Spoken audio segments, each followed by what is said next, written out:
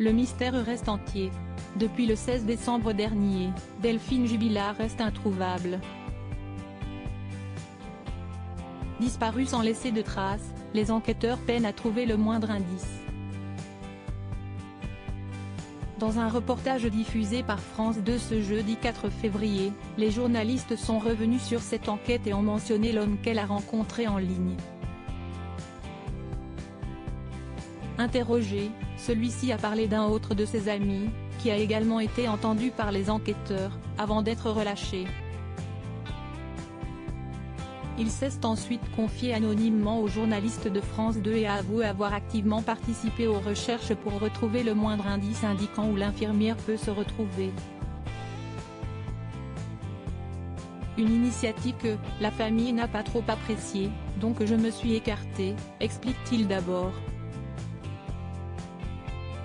Il affirme ensuite être touché par cette histoire, on la connaît, donc si est-il un truc qui nous a tous travaillé. Alors que l'enquête est au point mort, ses proches et amis ne perdent pas espoir. Une de ses meilleures amies s'est exprimée dans ce reportage et a déclaré « On le vit très mal, on espère qu'elle reviendra. On ne comprend pas ce qui s'est passé, on peut juste la revoir », dit-elle. Elle conclut ensuite en expliquant « On a peur si est un rôdeur ou quelqu'un de mal intentionné qui traîne. »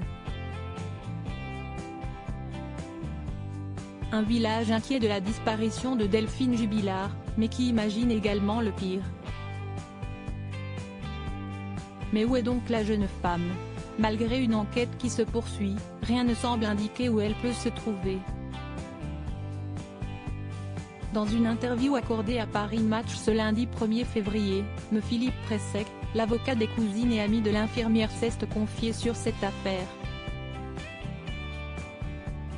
Il a ainsi déclaré qu'après les perquisitions au domicile des Jubilard, les enquêteurs ont pu en déduire qu'il n'y avait eu aucun acte de violence.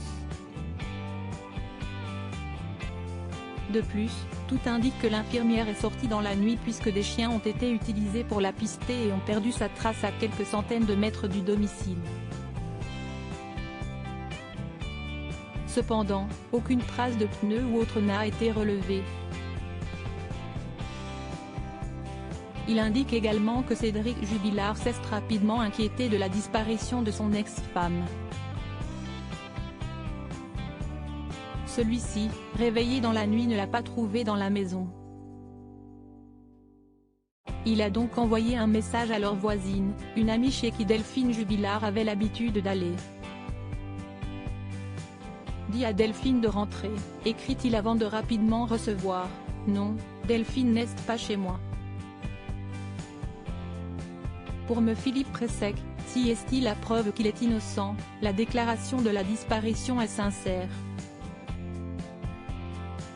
Si cela était une mise en scène, pourquoi le faire à 4 heures du matin, surtout que dans cette hypothèse l'auteur supposé aurait plutôt besoin de temps pour effacer des traces. Il conclut ses propos en disant « La présence Delphine dans la maison pour coucher la petite à 20h puis le garçon plus tard dans la soirée est confirmée et indiscutable. »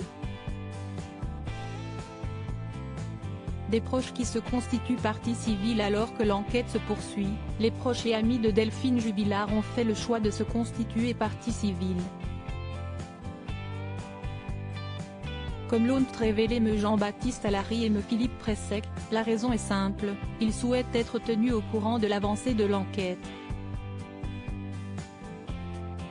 A précise de ses amis le 5 janvier dernier, si est Cédric Jubilard qui avait pris cette décision le lendemain.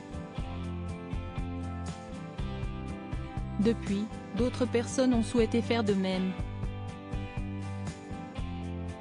Selon les informations de Midi Libre ce jeudi 4 février, il s'agit d'une nouvelle cousine et de la nounou des enfants, deux proches qui avaient noué des liens d'amitié avec la jeune femme et qui espèrent donc en découvrir plus sur cette mystérieuse disparition.